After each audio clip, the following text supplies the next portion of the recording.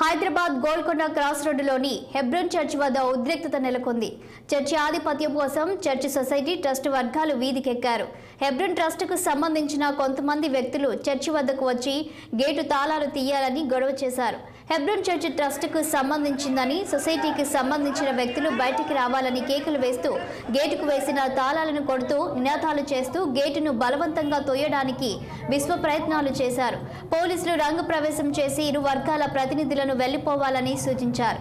Church ఆధిపత్యం కోసం society ట్రస్టులు వేరువేరుగా కోర్టులో కేసులను వేసుకున్నారు.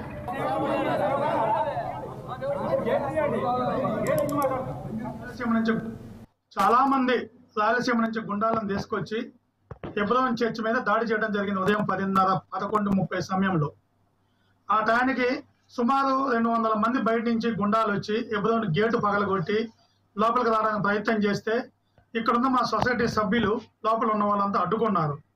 ఆ భయాందోళనలో 100కు ఫోన్ చేస్తే పోలీసు వారు వచ్చారు.